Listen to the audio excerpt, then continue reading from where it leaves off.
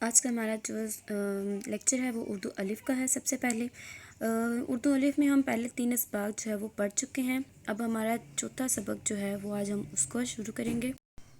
ہمارا جو سبق نمبر 4 ہے وہ ہے نظم و ضبط۔ نظم و ضبط جو ہے وہ ایک 2 الفاظ کا مجموعہ ہے، لیکن یہ 2 الفاظ ہماری زندگی میں اتنا اہم کردار ادا کرتے ہیں کہ اگر ہم اس کے مطابق اپنی زندگی کو نہیں گزارتے تو ہماری زندگی میں نہ تو کبھی تسلسل پیدا ہوتا ہے اور نہ ہی ہماری زندگی جو ہے وہ بہتر طریقے سے گزرتی ہے۔ نظم و ضبط کا مطلب کیا ہوتا ہے، اس کے معنی کیا ہوتے ہیں؟ ہم پورے سبق میں جو ہے وہ ان تمام باتوں کو پڑھیں گے کہ انسانی زندگی جو ہے وہ اس کو مؤثر طریقے سے کس طرح سے گزارا جا سکتا ہے، اور نظم و ضبط کا ہماری زندگی میں جو ہے وہ کیا مقام ہے۔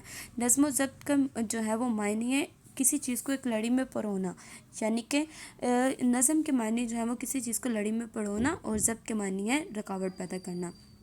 اگر ہم اپنی زندگی کو نظم و ضبط کے مطابق گزارتے ہیں تو ہم اپنی زندگی میں آنے والی ہر مشکلات کا جو ہے وہ بہتر طریقے سے سامنا کر سکتے ہیں۔ اب ہم دیکھتے ہیں کہ دنیا کے تمام تر جو احکامات ہے، تمام تر دنیا کا جو نظام ہے وہ ایک نظم و ضبط کے طریقے سے ہی چل رہا ہے۔ وقت پر جو ہے وہ سورج نکلتا ہے، وقت پر غروب ہوتا ہے۔ اللہ تبارک و تعالیٰ نے دنیا میں تمام تر جنوں، انس، حشرات، جانور، پرندے، ہر چیز کو جو ہے وہ نظم و ضبط کی جو ہے وہ تربیت دی ہے۔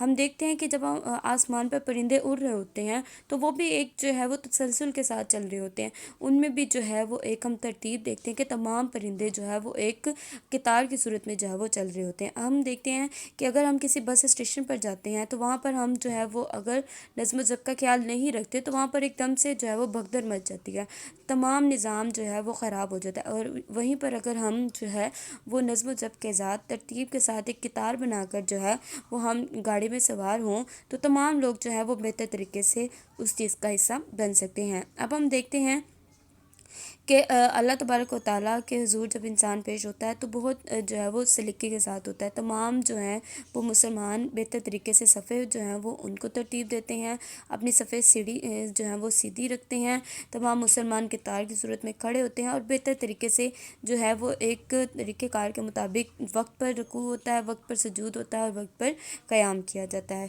اس طرح سے ہم اس پورے سبق میں جو ہے وہ نظم و ضبط کی بہترین جو ہے وہ مثالیں پڑھیں گے، اور اس سبق سے ہم جو ہے وہ نظم و ضبط کو بہتر طریقے سے سیکھیں گے۔ سبق کو پڑھنے کے بعد جو ہے وہ ہم اپنے تحریری کام کی طرف آ جائیں گے۔ اب اپنے پیپر کو اسی طرح خوبصورتی سے جو ہے وہ ریڈی کریں گے۔ سب سے اوپر آپ جو ہے وہ اپنے جو ہے وہ مضمون کا نام لکھیں گے، یعنی کہ اپنے سبجیکٹ کا نام اردو الف، اس کے بعد سبق نمبر 4 نظم و ضبط، اور اس کے بعد جو ہے وہ ہم 20 کلیدی الفاظ جو ہے وہ اسی طرح سے تحریر کریں گے۔ مارجن لائن لگانا نہیں بھولنا، اور سینٹر لائن بہتر طریقے سے مارک کرنی ہے۔ اس کے بعد جو ہے وہ تمام تر الفاظ کے ساتھ آپ نے ان کی جو ہے وہ نمبرنگ دینی ہے۔ 20 آپ نے کلیدی الفاظ لکھنے ہیں۔ اس کے بعد اگلے صفحے پر آپ نے اس طرح سے آپ نے اگلا صفحہ اپنا تیار کرنا ہے الفاظ معنی کے لیے۔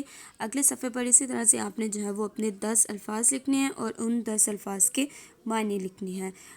جس طرح سے پہلے صفحے میں مارجن لائن لگانی ہے، آپ نے سینٹر لائن مارک کرنی ہے، اسی طرح سے دوسرا صفحہ بھی خوبصورتی سے آپ نے تیار کرنا ہے، اور اس کے بعد اپنے انتہائی اگلے صفحے پر آپ نے جو ہے وہ اپنے سوال جواب کا آغاز کرنا ہے۔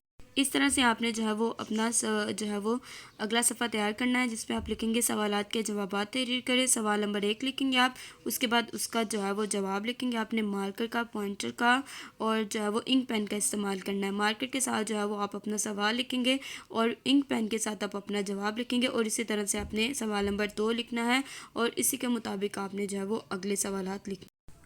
آپ نے اپنے 7 سوالات میں سے پہلے 5 سوالات اپنی کاپی پر لکھنے ہیں اور باقی 7 کے ساتھ آپ نے یاد کرنے ہیں۔ اس کے ساتھ آپ نے اردو کی سلیس یاد کرنی ہے، اپنی عبارت کو پڑھنا ہے، ٹھیک ہے۔